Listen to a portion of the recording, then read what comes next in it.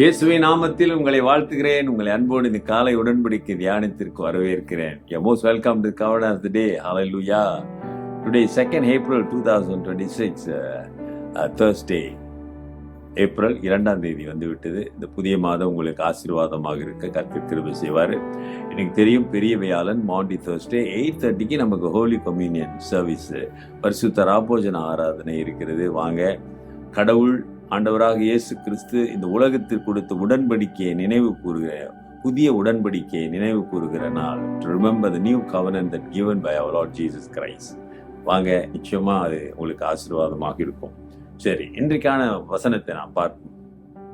ஆண்டவர் சிலுவையிலே தொங்கிக் கொண்டிருக்கிறார். தொங்கிக் கொண்டிருக்கும் போது இன்றைக்கு நாம் பார்க்கிற இந்த மார்க்கு சுவிசேஷன் பிரகாரம் வந்தீங்கன்னா, இன்றைக்கு அவர் சொன்ன 4வது வார்த்தை இப்பொழுது வருகிறது. அது mark 15:34, Mark 15:34. And at the 9th hour Jesus cried out with a loud voice saying, Eloi, Eloi, lama sabachthani, which is translated, my God, why you have forsaken me. 9ஆம் மணி நேரத்திலே இயேசு எலோயி எலோயி லமா சபக்தானி என்று மிகுந்த சத்தமிட்டு கூப்பிட்டார். அதற்கு என் தேவனே ஏன் என்னை கைவிட்டீர் என்று அர்த்தமாம்.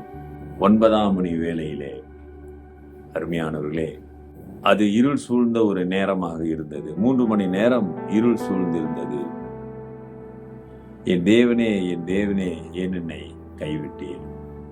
இந்த வார்த்தை இன்றைக்கு நிறைய பேர் இந்த உலகத்துல கிறிஸ்துவை தாழ்வாய் பேசுவதற்கும் கிறிஸ்தவத்தை குறையாய் பேசுவதற்கு இந்த ஒரு வார்த்தையை பயன்படுத்துகிறார்கள்.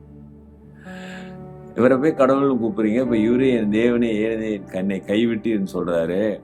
அப்படிப்பட்டவர் எப்படி வணங்குறது, எப்படி அவர் கடவுளாக இருக்க முடியும் என்றெல்லாம் சொல்லுகிறார்கள், கிரிட்டிசைஸ் பண்றாங்க. சரி, அருமையானவர்களே, கிறிஸ்தவம் என்பது ஒரு அனுபவம்.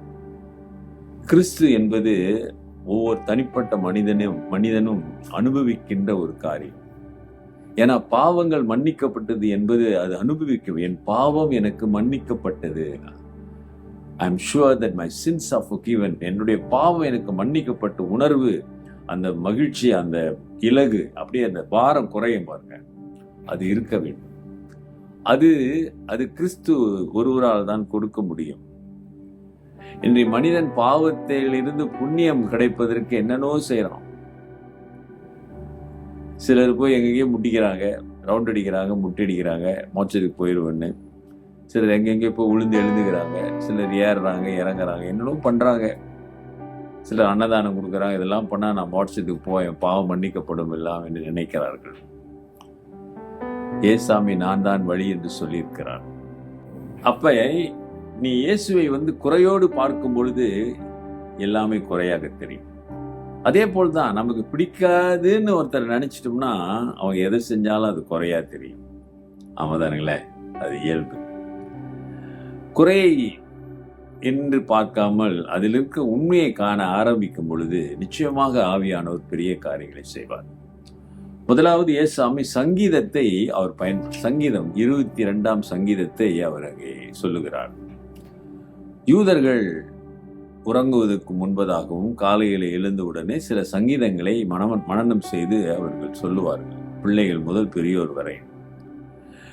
இந்த சங்கீதத்தை அவர் சொல்லும் பொழுது அங்க கூடியிருந்த யூதர்களுக்கெல்லாம் தெரியும், இது வெற்றியின் குரல், இது தோல்வியின் குரல் அல்ல. வேணா 22ஆம் சங்கீதத்தை வாசிச்சு பாருங்க. Psalm 22.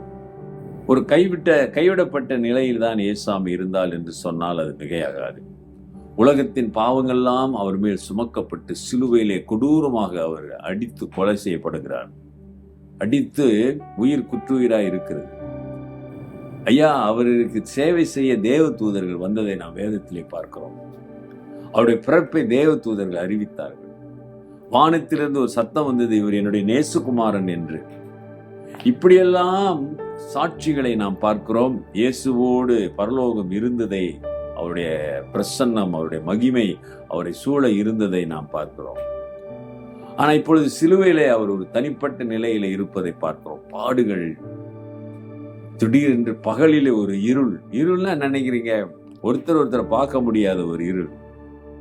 நட்சத்திரங்கள் தெரிகிற, பகல்ல நட்சத்திரம் தெரிகிறதுன்னா இருள் இருந்தாதான் பார்க்க முடியும், நட்சத்திரங்கள் எல்லாம் காண முடிந்ததாம். அப்படியாப்பட்ட ஒரு இருள் சூழ்கிறது. யோசிச்சு பாருங்க. அப்ப ஏசாமி அந்த சூழ்நிலையில தான் அதை சொல்லுகிறார். உலகத்தின் பாவங்கள் எல்லாம் அவர் மேல் போடப்பட்டது.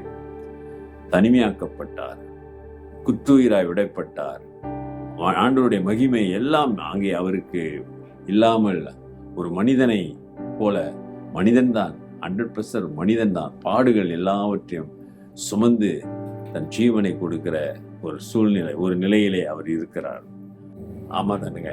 அப்படிப்பட்ட சூழ்நிலை அவர் சொல்லுகிற வார்த்தை, ஏன் என்னை கைவிட்டுனா, நம்ம சொல்றல, இப்ப நமக்கு ஒரு பிரச்சனை வந்துனா ஏன் ஆண்டவரே கைவிட்டுன்னு சொன்னா அவர் கைவிட்டாருன்னு சொல்ற அர்த்தமா இல்ல. அது நம்பிக்கையின், நீ என்னை கைவிட மாட்டீரு, நீ என் கூட இருக்கிற, நீதான் எனக்கு பலன் என்ற அந்த நம்பிக்கையின் எதிரொலிதான் அந்த வார்த்தை. 1 கொரிந்தியர் 15:3 வசனம் சொல்லுகிறது, கிறிஸ்துவானவர் தேவ வாக்கின்படி நமது பாவங்களுக்காக மரித்தார். 1 பேதுரு 3:18 சொல்றார். 1 Peter 3:18, கிறிஸ்துவும் நம்மை தேவனிடத்தில் சேர்க்கும்படி அநீதி உள்ளவர்களுக்கு பதிலாக நீதி உள்ளவராய் பாவங்கள் நிமித்தம் ஒரே தரம் பாடுபட்டு அவர்களுடைய ஜீவனை நமக்கு கொடுத்தார். ஹல்லேலூயா. அருமையானவர்களே, கிறிஸ்துவின் அன்பிலே நிலைத்திருங்கள். அந்த அன்பை புரிந்து கொள்ளுங்க, அந்த பாடை அறிந்து கொள்ளுங்க.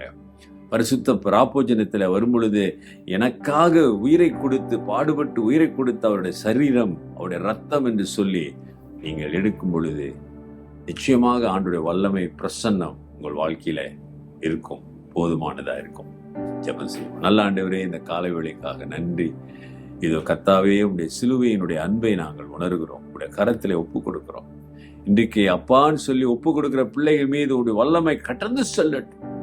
ஒரு பாவத்தின் மன்னிப்பு, ரட்சிப்பின் அனுபவத்தை ஒவ்வொருவருக்கும் கொடுத்து இந்த நாளிலே உடைய வல்லமை விளங்கும்படியாய் ஆசீர்வதிக்கிறேன். இயேசுவின் நாமத்தில் பிதாவே, ஆமென். நமது ஆண்டவராகிய இயேசுவுடைய கிருபை, பிதாவின் அன்பு, பரிசுத்தாவின் ஐக்கியம் உங்களோடு உங்களை ஆசீர்வதித்து காப்பதாக. என் ஆத்துமாவே கர்த்தரை ஸ்தோத்திரி, என் முழு உள்ளமே அவர் பரிசுத்த நாமத்தை ஸ்தோத்திரி. என் ஆத்துமாவே கர்த்தரை ஸ்தோத்திரி, அவர் செய்த சகல உபகாரங்களை மறவாதே. ஆமென். என் பிரதர், சிஸ்டர், சகோதரனே, சகோதரியே, சிலுவையின் அன்புக்குள்ளே வாழ ஒப்புக்கொடு. Take care and God bless.